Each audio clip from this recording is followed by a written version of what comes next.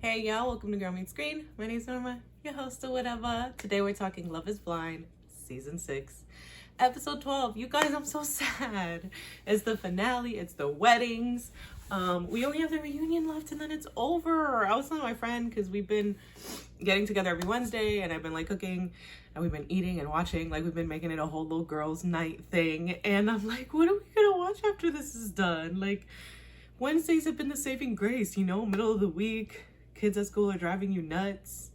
And then, you know, it's like that beautiful middle of the week piece to get you through the rest of the week. You know what I'm saying? But anywho, let's jump right in because I can't think about it. I can't think about the end.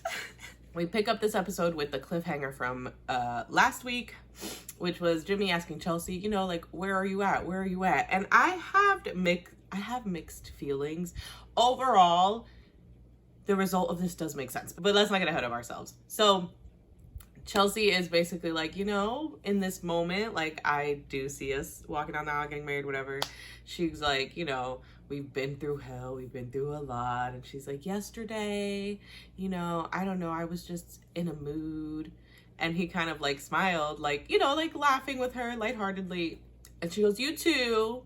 And it's like, once again, Shorty cannot take accountability for anything. Even when you think she does, she like takes accountability but then returns it, because it's like you can't take accountability and then make excuses, right? Like you can't tell your partner like, I understand that I was emotional, but like you made me that way.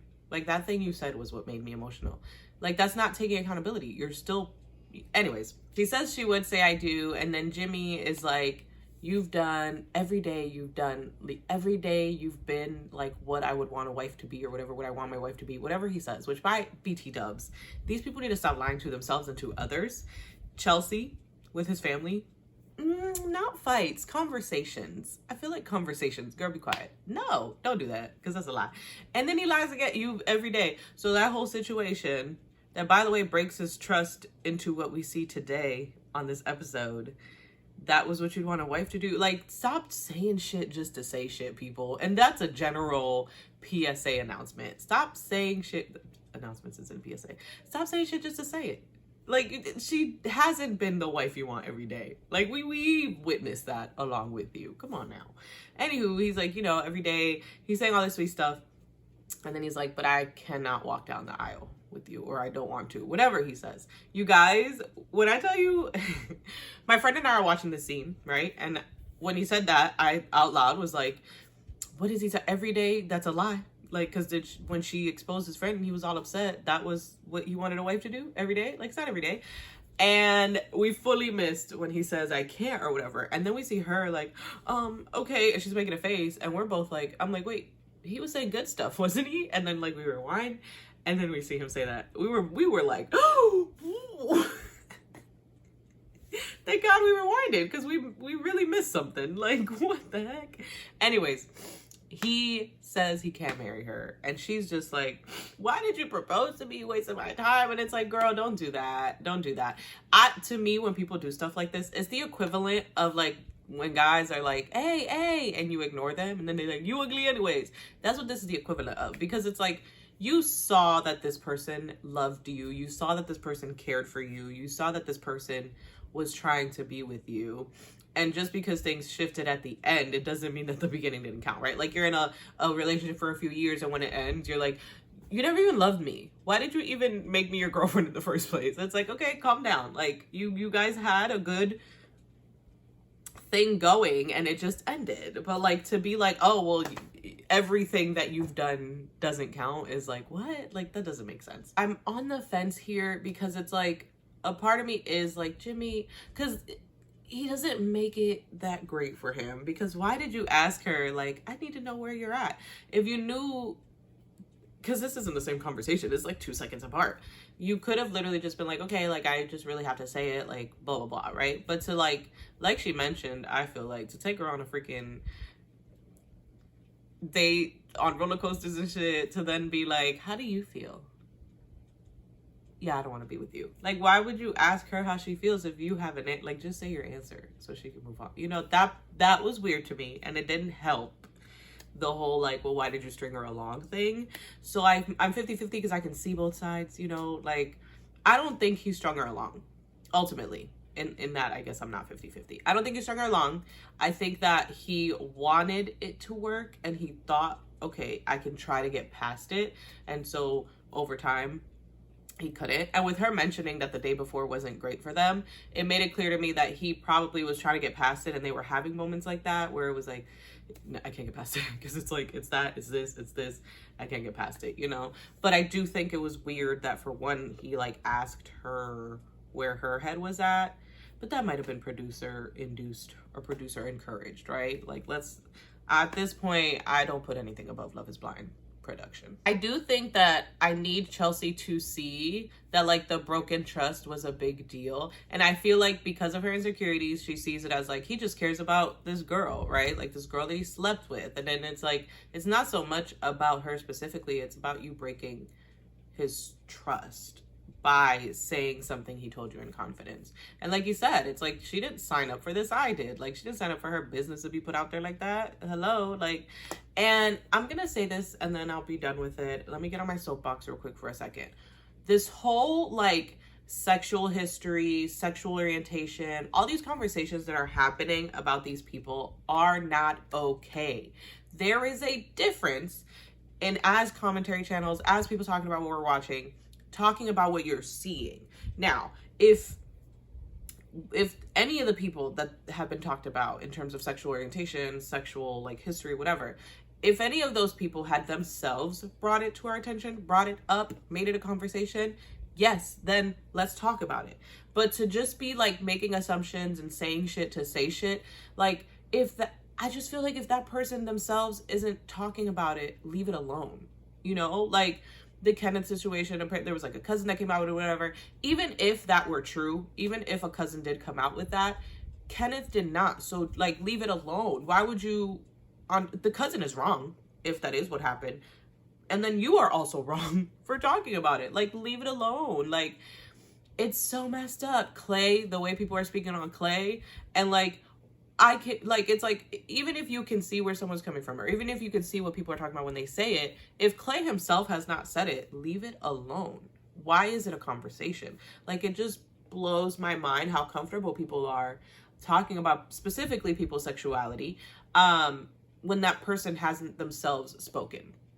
You know, like, there are plenty of men out there in hetero relationships with a wife, with kids, who maybe like to groom themselves a little bit more. Like, it's so crazy to me to like knock somebody's like 50-year relationship because the guy likes getting manicures. Or because of their mannerisms, or how do you know that guy wasn't raised by all women in his life? And that's just what he had in his life that he saw to mimic, to like, anywho, I'm getting off my soapbox, but I just had to say that because it's so upsetting. And why do people keep doing it? And like, I'm watching reviews, and not everyone's doing it. A pretty good chunk of people have my sentiment as well of like, is our place. But there are people who are like, girl, they stand in like they know. Like, they personally know these people and they know that information. It's like, for you to just be throwing shit out there. And I think a part that upsets me too is that it is Black men that they're doing it to. And it's like, these are men who have so many like things in their life. And while if they choose to come out, it should be accepted, it should be loved, we cannot negate the negative impact that something like that has on them. And so to push that on someone when you don't know that that's their story is crazy to me. Like, the damage that can do to them and you don't know that that's their story is crazy. It's crazy. Anyways, like I said, off my soapbox, but kind of on the soapbox still, the Chelsea situation of like releasing sexual history. It's like, that woman, like he said, simply did not sign up for this, and it is not fair of you to throw it out there.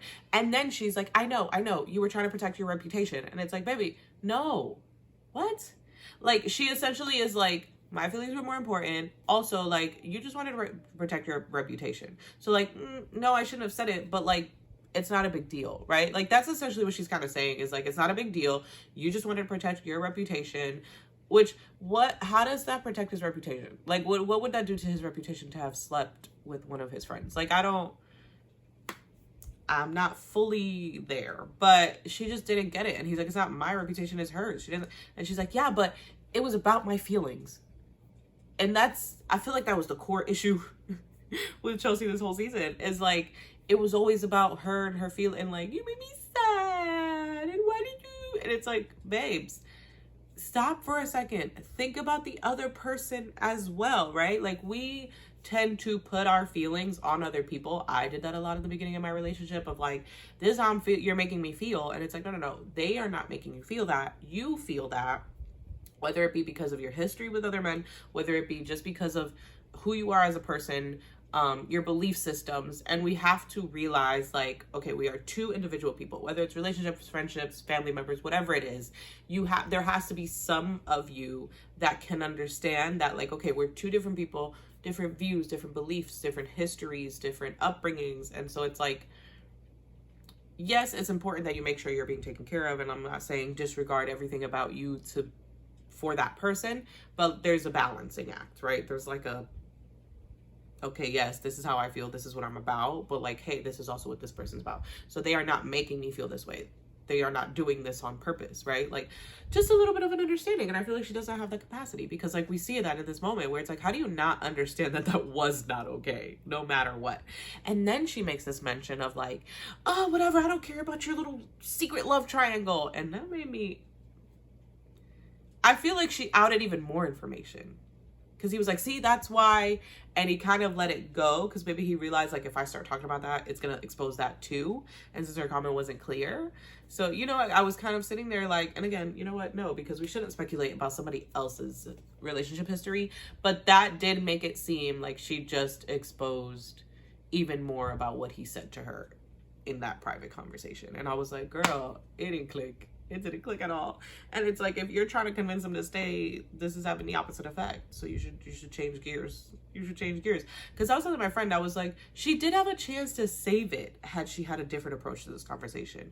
Because I feel like this conversation could have gone like the one they had in the last episode, when she like came home and he was like, yeah, I don't want to do this. And she was able to kind of talk through it with him. And that might have been able to happen now. I'm not saying for sure, but she did the opposite. She did the opposite of that. We move into the bachelor party. Yeah, bachelor and bachelorette parties. The girls look like they was having the time of their lives. The guys, you guys, it looked boring as hell. And I'm not gonna hold y'all. I watch Tate's Take. I always do. That's like my favorite thing to do right after I watch the episodes, is to watch his video. And his video always pops up in the morning, right? Because he gets access or whatever. And so I have to fight everything in me not to watch it before the episode. But when this man said their bachelor party looked like a student government meeting, when I tell y'all, it took me to college. I was part of the campus activities club, which was close to that. We were like about the campus activities, but it was very much student government style, right? And so it just, I just couldn't unsee it. I couldn't unsee it. It looked so boring. They had the like party rock era shades with the lines and shit. And it was like, what is that? These big ass sweaters. I was dead, because like literally it was like, what is that? So the girls had a great time. The guys look like they're just hanging out.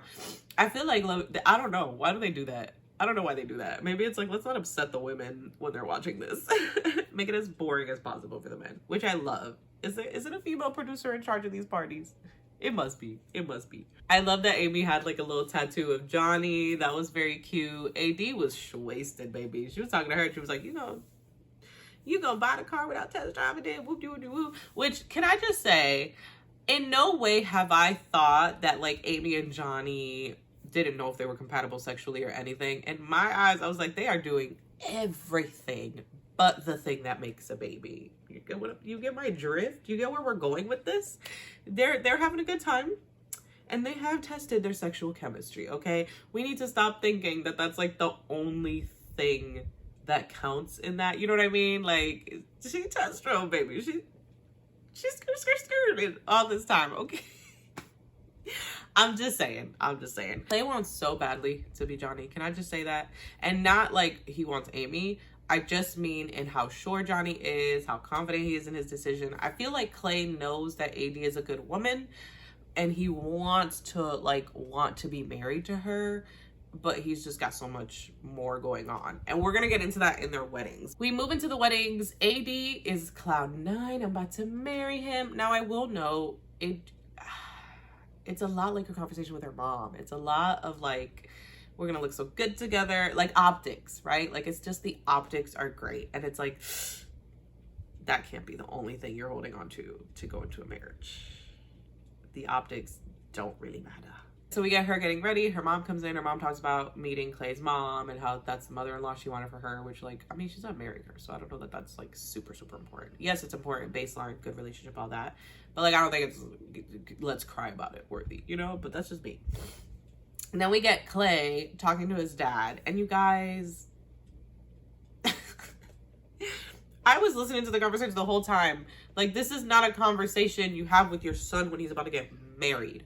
It all sounded like exactly what it was, which was like motivational speeches before his son is about to run the 300 meter. What's happening? Like, what's happening? First of all, he's talking about his track. You know, I made it to this and this and this, and before that injury. And oh my God, these men with these, I failed at sports, but you got to do it for us complex. I'm over it. My dad with my little brother. Like, my dad claims injury, but I have heard that he was just a sassy man who got kicked off his team. But I'm about my business. Love you, Dad. He ain't watching this. But anyways, is that, you know, like, oh, that injury. Like, let it go. Let it go. And it seems to me like, I don't want to say that they were in competition, because his dad seemed very encouraging, very uplifting to Clay. So I wouldn't say competition, but I do think that his dad clearly held him to a very high standard and clearly was like, you need to accomplish everything that I did not. Like, that's what it feels like. It's like, because he says, I vicariously lived through you. So it makes it clear that his intention was like, yeah, I'm going to make you everything I wasn't. I don't know. Oof. I don't know. But anywho, that's what it felt like. And then that speech, if you win, you win. If you lose, you lose. If you go in high and low and do. And I was like, not this man having a whole spoken words poem prepared for this. What is happening right now? And literally me and my friend were looking at each other like, this is a speech for a race, not him getting married. Because like, what does this speech even help him decide? Is the speech saying that he's a winner if he marries her? Is it saying he's a winner if he doesn't? And by the looks of how his dad feels at the end, it was clear that his dad was like, no, keep being a bachelor with me, son. Let's live this life. Like, but anyways, let me not get ahead of myself. Needless to say, they get up on this stage. AD says yes. Clay says no. AD is like, world has been rocked. I don't know if he was saying very convincing words to her before this, but world has been rocked. And he is like, yeah, I would be responsible if I said yes, da-da-da. And then he tries to bring up the timeline thing at the altar. Don't do that, Clay. Don't do that. I don't think Clay was in the wrong here. We're going to talk about it. We're going to talk about it. We're going to get through all of this. But to try to, what I do think he was in the wrong with, and I don't know if he intended to do this on purpose. I don't know if he subconsciously did it. What I did not like was there was a little bit of a manipulative tone when in his speech and in the way he was speaking. He was speaking like, you know, like, but I know, like, you have been so solid. You've rocked with me. You've helped me grow. Like, you've been by my side. And I know that you'll continue to do that. And I know that you'll do that. And we will rock together. And we will get through this together. It wouldn't be responsible for me to say yes, but I know you're going to hold it down with me. Like, it was this, like he thought if he said it in front of everybody that she would agree. Like, I don't understand. Because, like, she made it clear to you that if you said no, that was the end of you guys. So to sit there and try to mind game her into like, okay, like, yeah, we're gonna stay together, was like, don't do that. And then when he's like, but why is the time? No, you already had this conversation. She gave you her stance. Respect it. You don't, like, why are you trying to have that conversation again right here on that did bother me. I am glad he made the decision he made, of course, if he wasn't ready. Now, AD and her family and the wasted all our time, and, you know, we thought he was it, but he, like, did us all wrong. Like, I felt like that was a bit much. I mean, emotions are high, so I get it. But, like, it wasn't accurate, I guess is what I'm trying to say. The whole Clay and AD situation, I feel like exactly what he's saying is what it is. He's like, I grew so much in this. I learned so much in this. I think that for his life, Clay had many people around him telling him, you're not your dad. you're not your dad's mistakes. Like, you don't have to follow in his footsteps. You can do things differently. And I feel like he spent all this time believing that, or trying to convince himself of that. So when he's in these relationships, he's able to keep telling himself that. When they don't work out, it's like, okay, it's fine. Like, I'm still not my dad. I'm still not my dad. But then in this situation, he's actually headed to marriage. And so now it's real. And now it's like, he has to face the fact that it's not that simple, right? That he can't just tell himself, I'm not my dad. He has to work through these things. And I feel like my energy towards Clay really shifted this episode, because we got to see how, like, all these questions he had for his dad. And while up until now, they made it seem like he was just worried about cheating on AD, when what he really was struggling with was, because of his parents' marriage, being like, so is marriage sacred? So is it real? Like, because he says, I want to ask my dad, like, so did you really love her? Because that's the thing, is like, I feel like hearing that your dad cheated on your mom and that's why the marriage ended, like, later on as an adult when you understand it, is very different than later on when you're adult and understand it, realizing that you were a part of all of that happened. That your dad was taking you to these women's houses, that you were going with him to cheat, you know? I think that's where the shift happened for me when I realized that, was because I was like, oh, like, that's very different. And he's dealing with a lot, because it's like, I witnessed it. So it's like, did you love my mom? Because, like, you were also doing this, you know? And so this episode shifted it for me, because then I understood it in that way. So it went from me being like, this man, you know, like how everybody's like, can somebody tell this man cheating is not genetic? When it's like, that wasn't even what it was about. It's like, he still has all these questions for his parents and all these emotions about his parents to work through, where it's like, yeah, he's not ready for marriage. He's got to figure that out first. And I think he realized that. It's unfortunate that it happened on his journey with AD, and that she had to go through that with him. But then moving on to AD, where I feel like AD also has self-work, also needs to go to therapy, right? Like, because when you come out of relationships saying, why wasn't I enough? Why wasn't I good enough? What did I do wrong? There's work you have to do for yourself. So, like me, I'm not saying I'm perfect. I'm not saying that I was perfect in relationships. I had other issues, right? But the issue that I did not have was, there was not a single relationship of mine that I was like, why was I not enough for him? Or what did I do wrong? What could I have done differently? Like, I never looked at relationships as like I was lacking. I kind of was able to see it for what it was. So like with Clay and AD, she's saying, oh, I'm never enough. And it's like, it wasn't about you though. And I know we hate to hear that, because in moments like this, it's like, of course it was about her. She's so hurt. He said no to her at the altar, and all of that is valid. But what you have to realize, if you're in a situation like AD's, or if you're AD, it's not about you. It's not what you did. It's not that you weren't enough. It's not that you needed to be more. It's that he needs more for himself. It's that he has things he is dealing with. And so I feel like she's trying to connect two things that don't connect, you know, where it's like, what the hell? Like, why wasn't I enough for him? It's like, she's like, why wasn't I enough for him to ignore all of that and just be with me and be happy with me? And it's like, no, like, he has a lot of self issues that need to be worked on. But I'm ranting here. I'm ranting because I don't know. And especially when Clay's mom like talked to him and was like, if you're not sure, nothing should force you into that. Accurate. But like, the things she was saying this episode just like woke my mind up, and I was looking at things so differently. It's so bizarre. We have a conversation with his mom and dad where his mom is like, you need to apologize. Like, not excuses, not explain. You just need to apologize for what he saw, and you need to take responsibility for like your role and why his views are like this. And I think his mom was so emotional, and originally I was like, she still loves that man, or like there's still love there.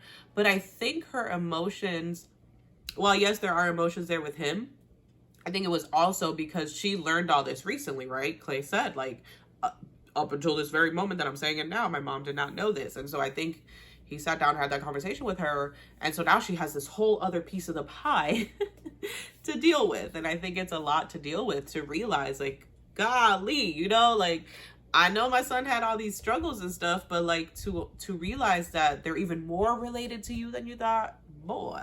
Moving into Amy and Johnny, you guys, we have a beautiful, lighthearted, just fairy tale ending. I agree with her. It's freaking fairy tale. I loved how like unique to them they managed to make their wedding.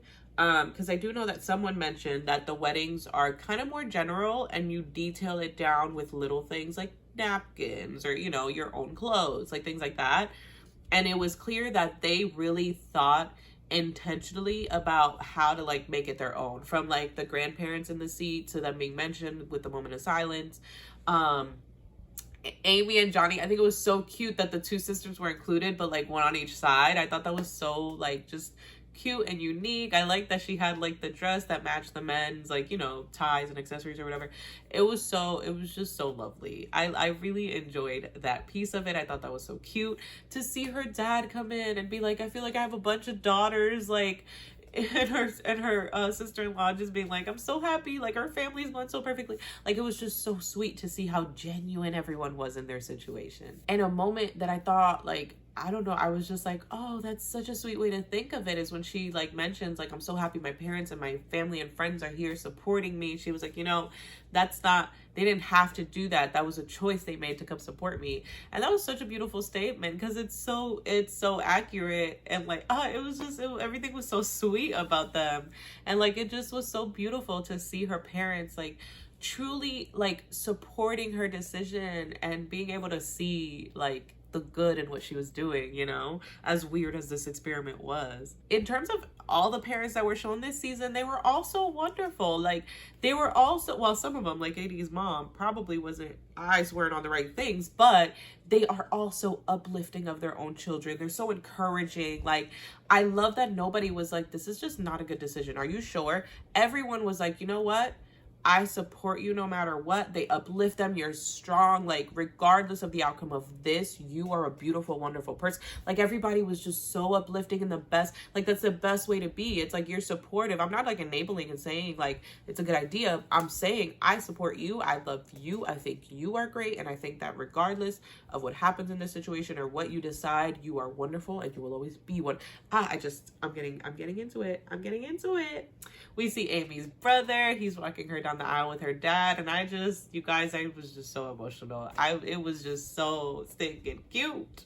And her brother, because he just looked so like nervous but excited, and like he was just given such an important job. It was just so stinking precious. I don't think we needed to say it. I don't think any of us were guessing. I don't think any of us were worried. They both say yes. Their families are just like, it was just so freaking precious. Such a good ending to the episode. We do get like a quick scene of like Clay and AD, and Clay's like, I'm just over, I'm ready to go. He's like, I didn't realize the magnitude of this decision, yada, yada, yada. I think he did. I think he was really hoping that they would stay together. And then, yeah, they end it with like the reception for Amy and Johnny, and it's so precious, so cute. It was a good episode. It was long. And I think, like I always say, the routine, we're at season 6 at this point, the routine of these shows sometimes can be a little boring. I've wanted to fast forward through so bad through the, like, you know, the bachelorette parties where the men are just talking, getting ready for the weddings where they're just talking and saying the same things over and over again. But I mean, it's fine. It was still fun. It was still great. I hope you enjoyed this recap. Like the video if you did. Comment down below. I want to know your thoughts on, you know, the results of these weddings. I guess mostly just AD and Clay, because I don't think we thought Amy and Johnny was going any other way. But subscribe for more content like this, and I will catch you in the next one. Bye.